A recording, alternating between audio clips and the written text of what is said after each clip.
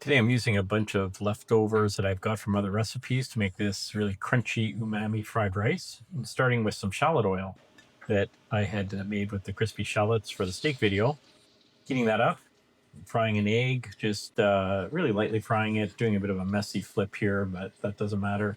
You don't want it to get brown, really just for it to set up first, and we'll take that off the heat. And we'll then do our aromatics. The aromatics are some garlic, some ginger, and the whites of three scallions.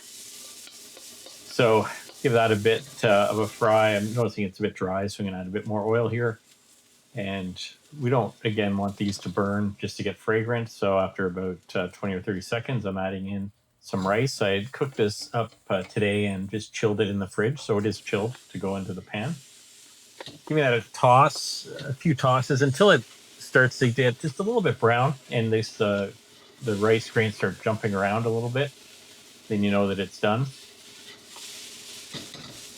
So the next thing is I've got about 2 teaspoons of white miso here that I've mixed with a bit of water just so I can pour it in. So that's going to add some umami flavor, and I've got a lot of miso left over from one of my recipes. So I wanted to use it. Here, I've got about half a cup of frozen mixed vegetables.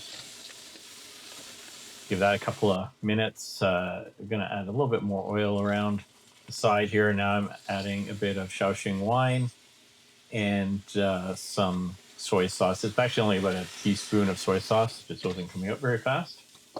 So I'll mix to incorporate that and then throw the eggs back in and just sort of mash them up. Give that a toss till it's well incorporated. Then I'm going to add the tops of the three scallions that I got. So I'm going to mix that in. So it's the tops of the green parts of 3 scallions or green onions. Now I've got leftover crispy shallots from that steak video.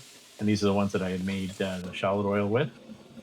Adding that in for crunch, and now finishing it with a blowtorch, just get a bit of wok A on it. So that will just be a nice finish. You don't have to do that, but it does add to it if you've got one.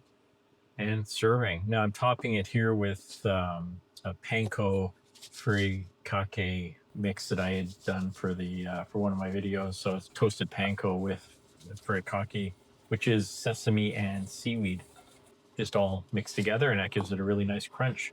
So here you have it, a super umami filled with a little bit of Japanese influenced fried rice made with leftovers, and it was delicious. Thanks for watching.